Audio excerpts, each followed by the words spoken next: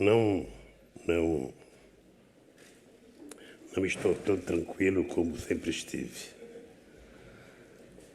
Eu quero cumprimentar o presidente da Fundação Nacional das Ciências Políticas, Jean-Claude Casanova, e quero cumprimentar o diretor da Cienspo, Richard Cohen. Quero cumprimentar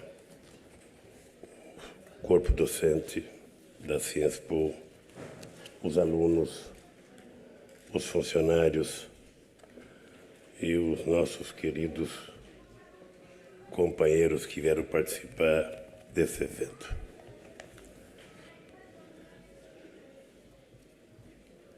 Primeiro,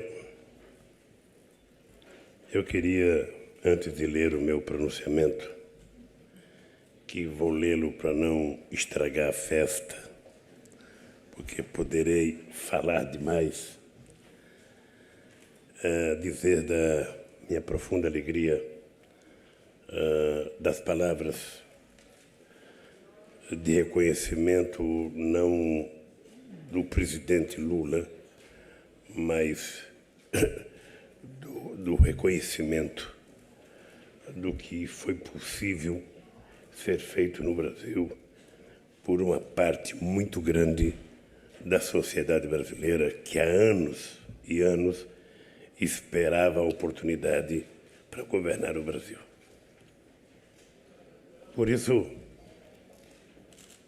eu espero que tenham paciência comigo.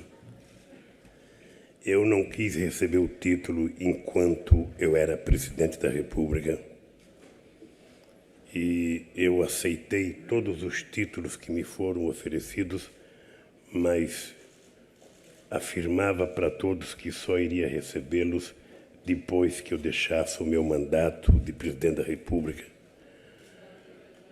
E é com muita alegria que eu estou andando pelo mundo recebendo títulos que valem muito para mim e muito. E é com muita alegria que eu estou aqui na Cienspo recebendo o meu título. Por isso, é uma grande honra para mim receber o título de Doutor Honoris Causa do Instituto de Ciências Políticas de Paris. Honra que se torna ainda maior por eu ser o primeiro latino-americano a recebê-lo. Estou profundamente grato à direção da Cienspo e a todos os seus professores, funcionários e alunos por me conferirem uma laurea tão prestigiosa. Esta casa, há um só tempo, essa casa é um só tempo humanística e científica. É reconhecida e admirada no mundo todo por seus elevados propósitos e pela excelência de seu corpo docente e discente. É uma instituição que representa de modo exemplar o compromisso da França com a liberdade intelectual, a dignidade da política e o aperfeiçoamento permanente da democracia. Representa essa França consciente de suas conquistas materiais e espirituais, ciosa de seus valores civilizatórios, mas nem por isso menos abertas aos povos e mentalidades diferentes, à compreensão do outro. Essa França insubmissa e libertária, que durante séculos inspirou e continua, de alguma forma, inspirando a trajetória de muitos países, entre eles o meu querido Brasil. Essa França, que desde o século XVIII até os dias atuais é tão relevante para o Brasil, seja no terreno das ideias políticas e sociais, seja na esfera da educação e da cultura, seja no que se refere às parcerias produtivas e tecnológicas. Minhas amigas e meus amigos, mais do que um reconhecimento pessoal, acredito que este título de doutor honoris causa é uma homenagem ao povo brasileiro que nos últimos anos vem realizando de modo pacífico e democrático uma verdadeira revolução econômica e social, dando um enorme salto histórico rumo à prosperidade e à justiça. Depois de prolongada estagnação, o Brasil voltou a crescer de modo vigoroso e continuado, gerando empregos, distribuindo renda e promovendo inclusão social. Deixamos para trás um passado de frustrações e ceticismo. Os brasileiros e as brasileiras voltaram a acreditar em si mesmos e na sua capacidade de resolver problemas e superar obstáculos, por mais difíceis que eles sejam. Graças a um novo projeto de desenvolvimento nacional, com forte envolvimento da sociedade e intensa participação popular, conseguimos tirar 28 milhões de pessoas da miséria e levarmos 39 milhões de pessoas para a classe média no maior processo de mobilidade social da nossa história. Em 8 anos e meio, foram criados 16 milhões e 600 mil empregos formais. O salário mínimo teve um aumento real de 62% e todas as categorias de trabalhadores organizadas fizeram acordos salariais com ganhos reais acima da inflação. Além disso, implantamos vários programas de transferência direta de renda, dos quais se destaca o Bolsa Família, que é o principal instrumento do Fome Zero, e no final do ano passado beneficiava 52 milhões de pessoas. Dessa forma, a desigualdade entre os brasileiros atingiu o menor patamar em 50 anos. Nos últimos 10 anos, a renda per capita dos 10% mais ricos aumentou 10%, enquanto a dos 50% mais pobres teve um ganho real de 68%. O consumo se ampliou em todas as classes, mas no segmento popular cresceu 7 vezes. Os pobres passaram a ser tratados como cidadãos. Governamos para todos os brasileiros e não apenas para 1/3 da população, como habitualmente acontecia no meu país. Acreditamos firmemente que o desenvolvimento econômico precisa estar a serviço da redução das desigualdades sociais, sem paternalismo, promovendo a inclusão das pessoas mais pobres, a plena cidadania. Acreditamos igualmente que isso pode, deve e será feito, sem que se descuide do equilíbrio macroeconômico, combatendo com firmeza a inflação. Amigas e amigos, ao mesmo tempo que resgatávamos grande parte de nossa dívida social, trabalhamos para modernizar o país, preparando-o para os desafios produtivos e tecnológicos do século XXI. Investimos fortemente em educação, pesquisa e desenvolvimento. Orgulho-me de ter criado 14 novas universidades federais e 126 extensões universitárias, democratizando e interiorizando o acesso ao ensino público. Também lançamos um programa chamado Reúne, para fortalecer o ensino público universitário com a valorização dos docentes. Ele contribuiu para que dobrássemos o número de matrículas nas instituições federais. Mas não ficamos restritos a isso e instituímos o ProUni, um sistema inovador de bolsas de estudo em universidades particulares. Com ele, garantimos que 912 mil jovens da periferia de baixa renda pudessem cursar ensino superior. E a oportunidade não foi desperdiçada. Os jovens com bolsa do ProUni têm se destacado em todas as áreas, liderando em muitos casos os exames nacionais de avaliação feitos pelo Ministério da Educação. Ou seja, bastou uma chance e a juventude brasileira deu firme resposta ao mito elitista, segundo o qual a qualidade é incompatível com a ampliação das oportunidades.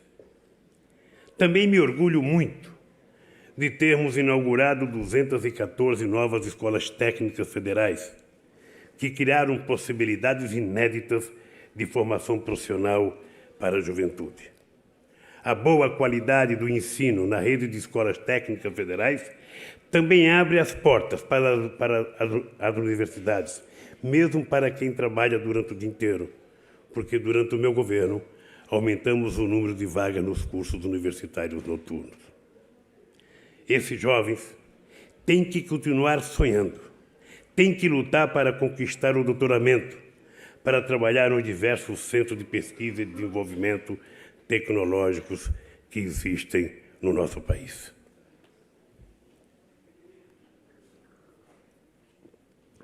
Deixamos de considerar a educação como um gasto para tratá-la como investimento que muda a vida das pessoas e do país. Por isso, em meus 2 mandatos, triplicamos o orçamento do Ministério da Educação, que saltou de 17 bilhões de reais para 65 bilhões de reais.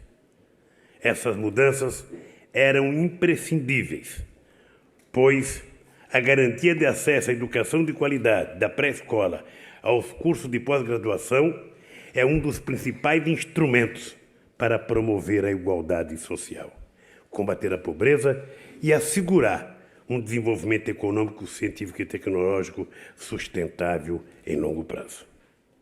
A educação foi colocada como prioridade estratégica para o país. O investimento público federal direto em educação passou de 3,9% do Produto Interno Bruto para 5%. E agora, a presidenta Dilma Rousseff assumiu o compromisso e colocou no Plano Nacional de Educação que o investimento vai ser ampliado progressivamente até atingir 7% do Produto Interno Bruto. Minhas amigas e meus amigos, o Brasil já tem muito a mostrar no segmento de pesquisa e desenvolvimento. A Lei da Inovação, aprovada em dezembro de 2004, incentivou as universidades a compartilharem seus projetos de pesquisa e desenvolvimento com as empresas públicas e privadas para alavancar a inovação tecnológica no ambiente produtivo. O número de cientistas envolvidos em pesquisa e desenvolvimento passou de 126 mil para 211 mil em 2008. E o número de patentes depositadas no Instituto Nacional de Propriedade Industrial cresceu de 21 mil para 280 mil em 2009.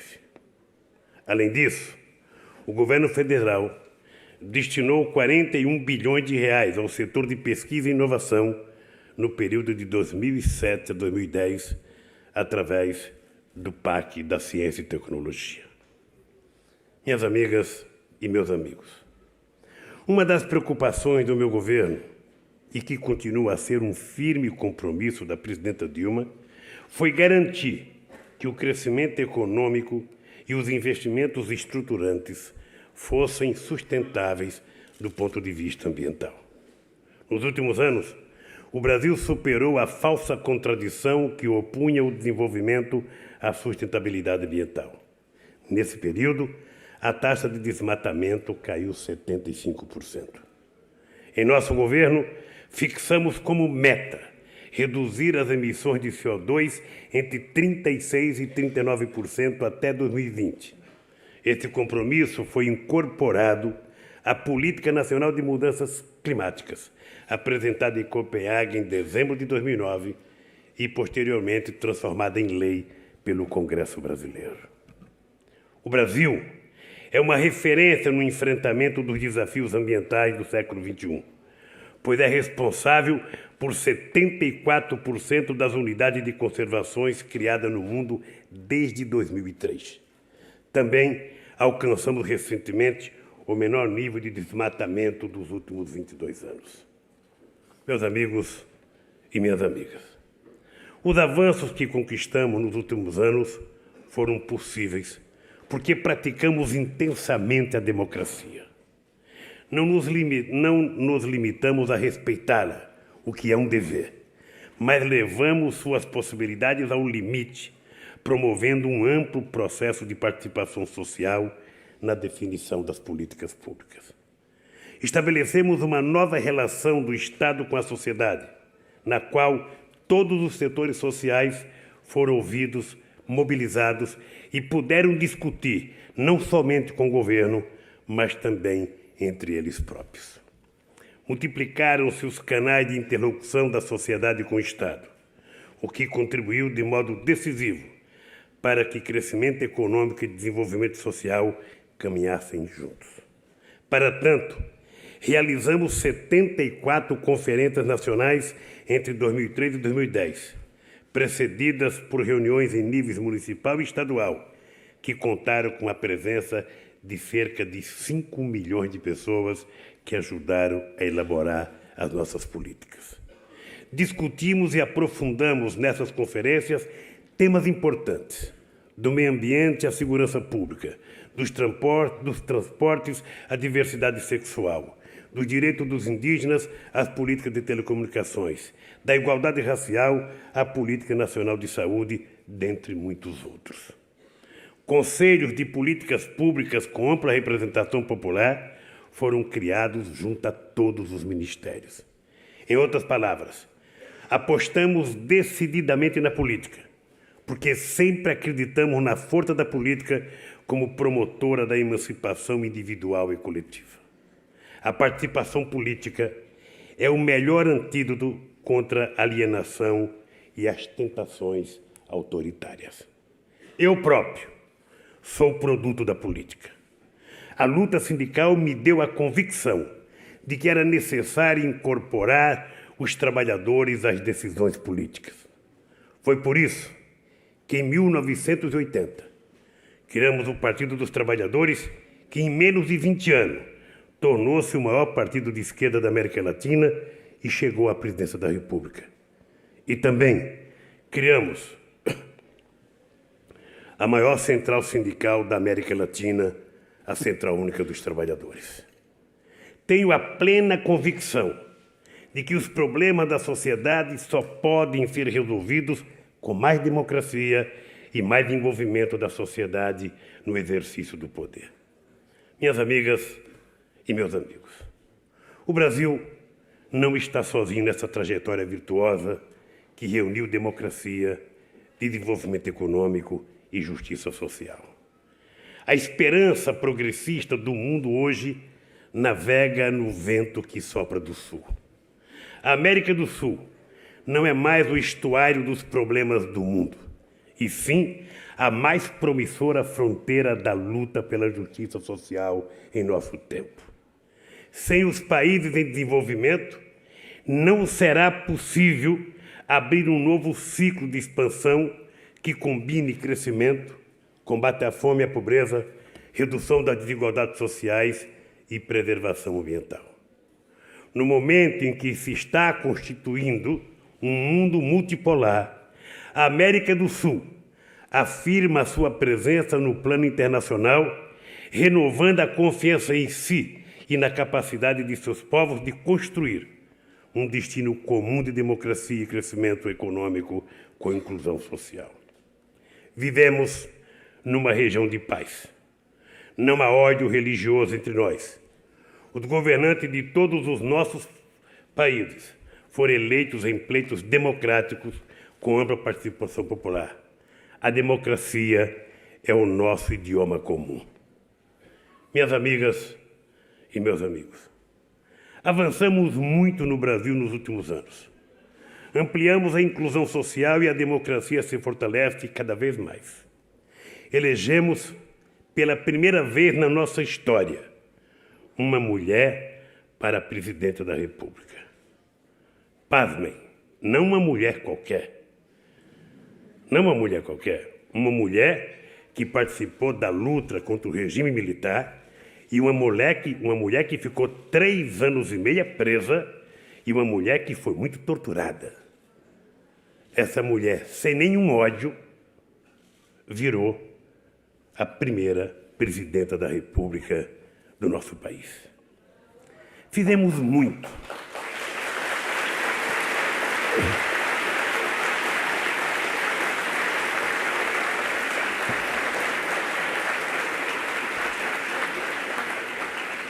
Fizemos muito, mas ainda há muito por ser feito.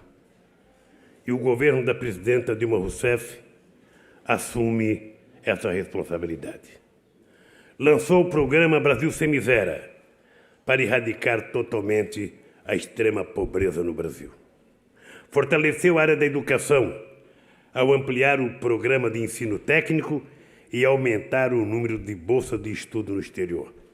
Ela assumiu o compromisso de mandar 75 mil jovens brasileiros para estudarem no interior, para melhorar e melhor qualificar os jovens brasileiros para trabalhar no mercado de trabalho cada vez mais em ascensão. O lançamento de uma nova política industrial com o programa Brasil Maior fortalecerá a inovação e a competitividade. Por último, quero enfatizar que o conhecimento e a informação são cada vez mais importantes para o aprimoramento espiritual da humanidade e também para viabilizar o progresso econômico e o bem-estar dos povos. O governante que não enxerga isso não está preparado para governar uma nação. Governante que não sonha é governante que não transmite esperança. Agradeço novamente a Ciespo por ter sido agraciado com o título de doutor honoris causa.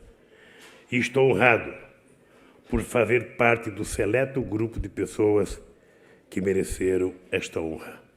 Eu queria, senhor diretor, senhor presidente da Fundação, meus queridos amigos e amigas professores desta casa, queridos estudantes de vários países do mundo, eu não queria terminar sem falar um minuto olhando nos olhos de vocês. Eu sou de uma geração que acreditou muito que era possível, mesmo sendo derrotado tantas vezes como eu fui, eu continuava acreditando que um dia a gente poderia ganhar, para provar que a gente teria condições de fazer mais do que o que a elite política brasileira tinha feito até então. Era quase que um orgulho pessoal, eu diria quase que um orgulho de classe, tentar provar que um trabalhador que não tivesse diploma universitário poderia fazer tanto ou mais do que aqueles que tinham governado o meu país com diploma universitário. É por isso que eu falo com muito orgulho da quantidade de universidades que nós fizemos no Brasil. Eu, embora tenha sido o único governante do Brasil que não tenha tido diploma universitário, já sou o presidente que mais fez universidade na história do Brasil e mais extensão da universidade.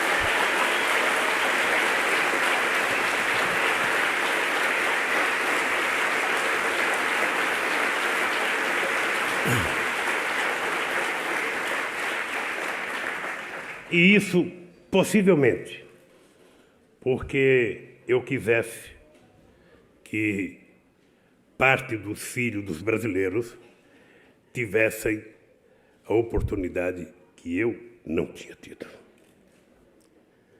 Possivelmente também porque no Brasil sempre se entendeu que se você governasse para 30% da população estava bom.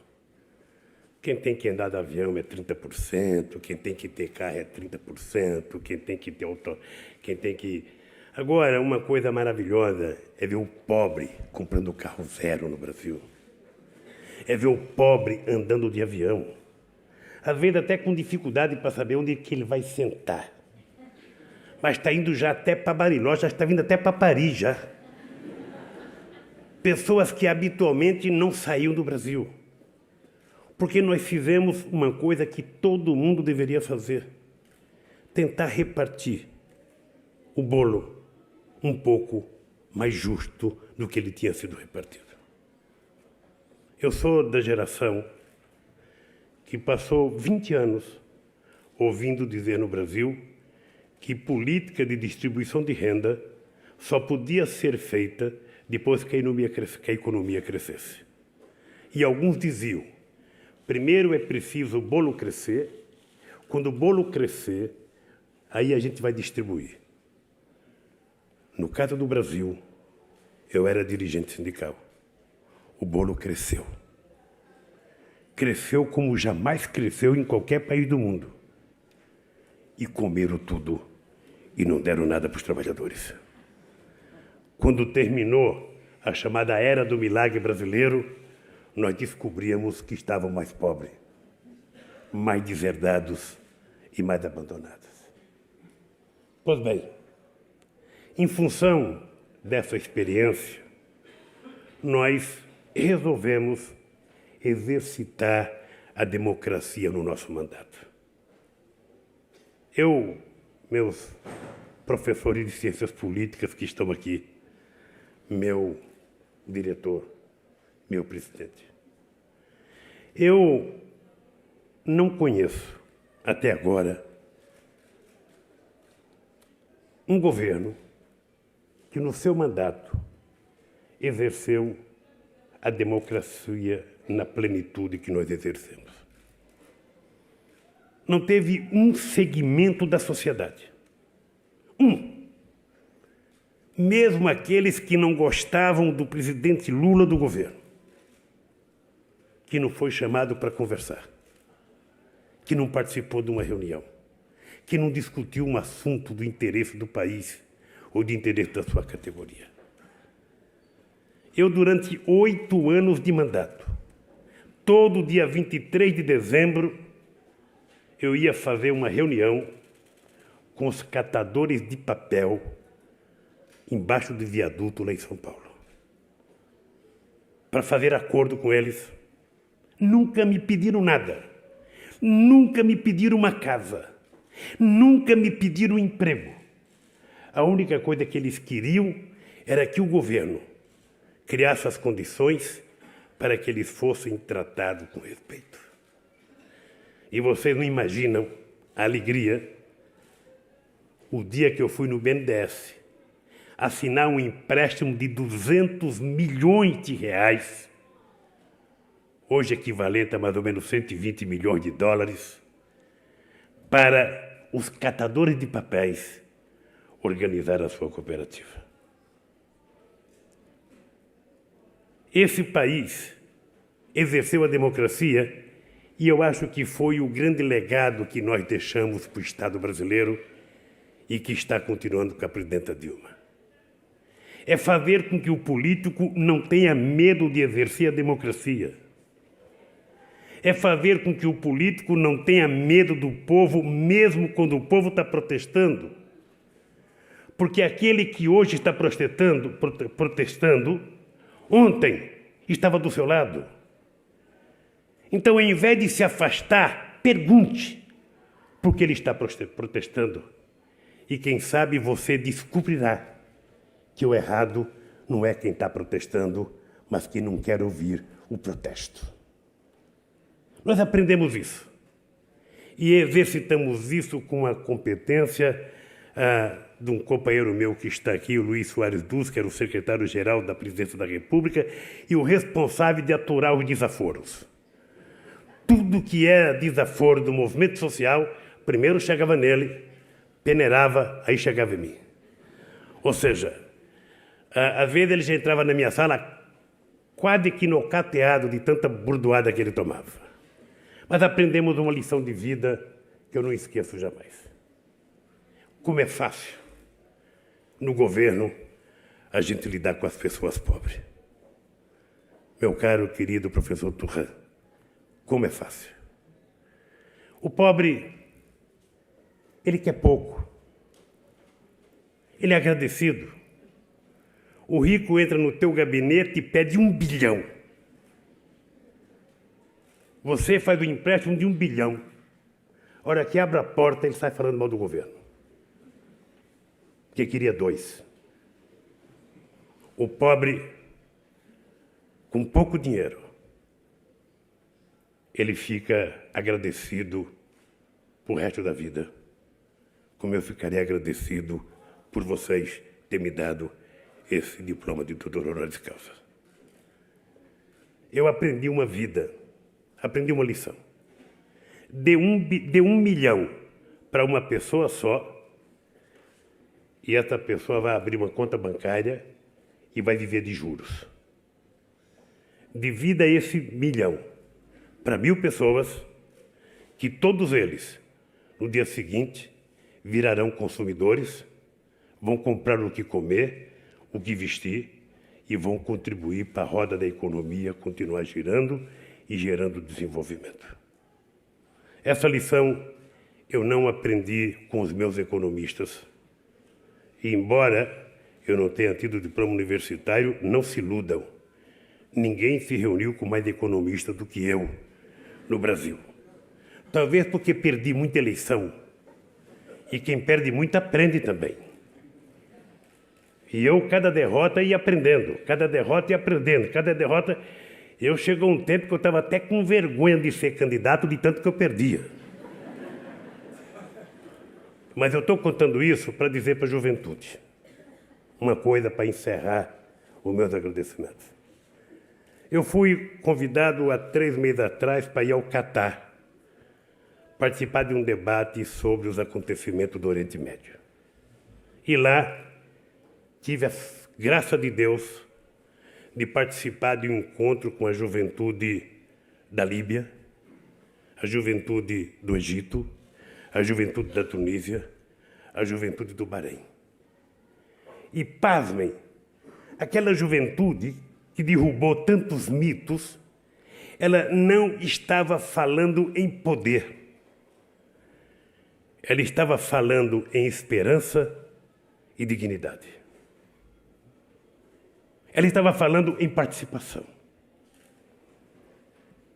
E aí, eu queria dizer para vocês uma coisa que eu li, me parece que do escritor inglês.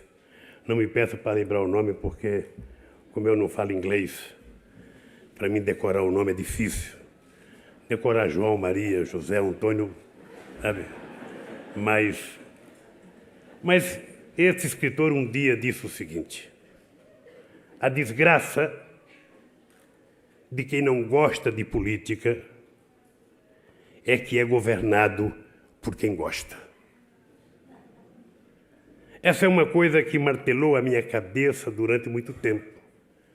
Porque em 1978, eu já era dirigente sindical, já tinha feito greve e eu dizia orgulhosamente: eu não gosto de política e não gosto de quem gosta de política. Isso em junho. Em outubro, estava fazendo campanha para o Fernando Henrique Cardoso, para o Senado, lá em São Paulo. Em 80, estava criando um partido político. Eu jamais imaginei ser candidato na vida. Em 82, estava candidato a governador. Perdi, primeira vez. Eu perdi muito, gente. Se vocês um dia quiserem conversar com um cara que perdeu muito, me procurem. Vocês podem dizer aqui, no curso de vocês, conhecemos um cara que mais perdeu, mas que quando ganhou, soube tirar lições da derrota para ajudar a mudar a história do meu país e da América do Sul. Eu queria...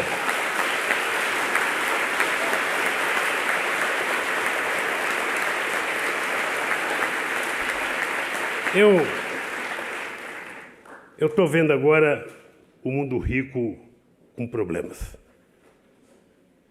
É fantástico porque a gente não tem que aprender na universidade isso. A gente aprende na casa da gente.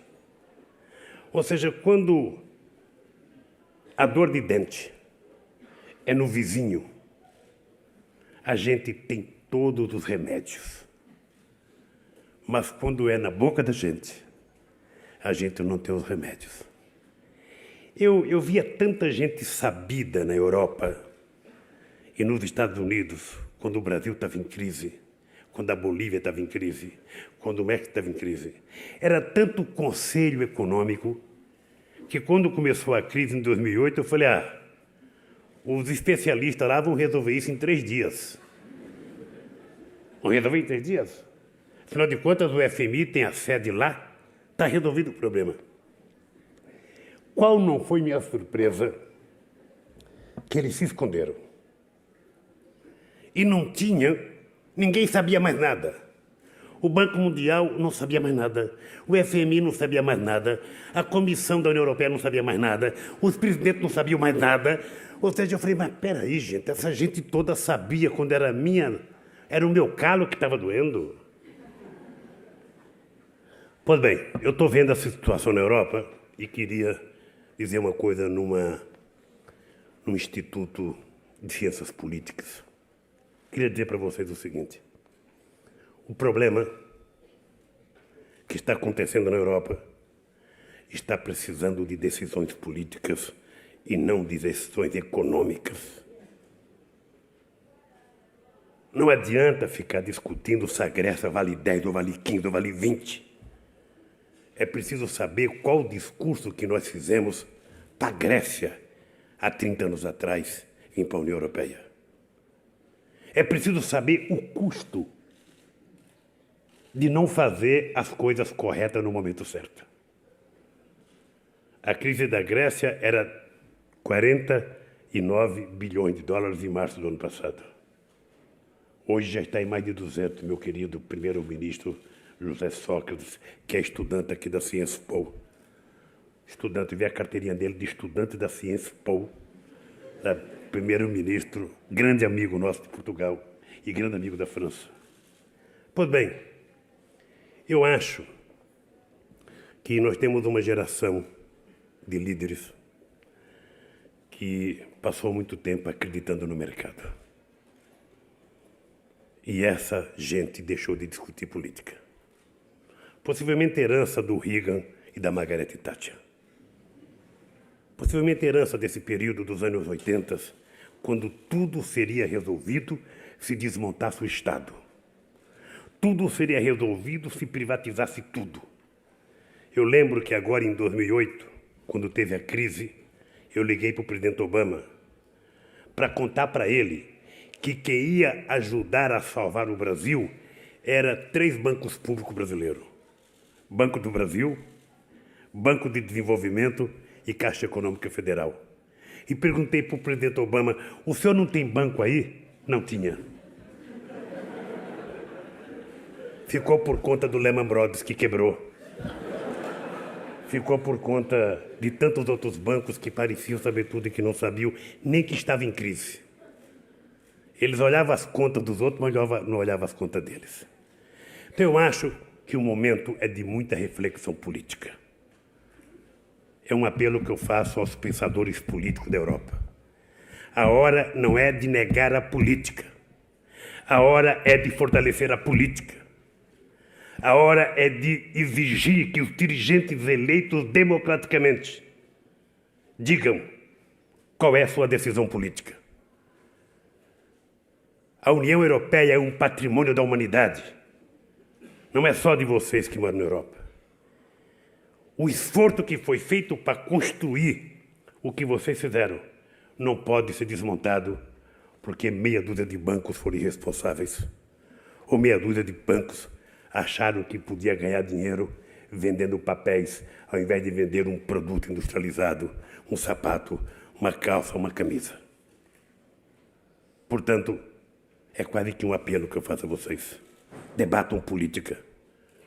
Convido os políticos para debater política, porque a saída dessa crise está numa decisão política. E aqui um apelo para a juventude. Não desistam nunca. Se tem um setor social que não pode nunca desanimar e desistir, são vocês. Porque um jovem de 23, de 20 anos, de 18, de 28, de 30, não pode desistir. Vocês, quando estiverem desanimados da vida, que tiver uma prova difícil aqui na Cienspol, ao invés de falar, vou voltar para o meu país, ou vou parar de estudar, estudem. Estudem. E vocês sabem que se eu desanimasse eu não tinha chegado onde eu cheguei. A perseverança é 70% do sucesso de um ser humano. Então vocês não desanimem. E não desanimem com a política. Eu não vou mais na rua, não vou mais no partido, não vou mais fazer caminhada, não vou mais protestar, porque todo mundo é ladrão, ninguém presta, ninguém sabe nada. Se você fizer isso, é tudo o que os políticos querem. Então pense diferente. Pense. Todo mundo não deseja um político honesto? Todo mundo não deseja um político trabalhador? Todo mundo não deseja um político altamente inteligente? Todo mundo deseja um político que faz fazer a economia crescer, a educação avançar, a cultura avançar e todo mundo viver bem? Ao invés de ficar procurando nos outros, por que vocês não olham para dentro de vocês, jovens, e descobrem que esse político prefeito pode ser um de vocês? E aí...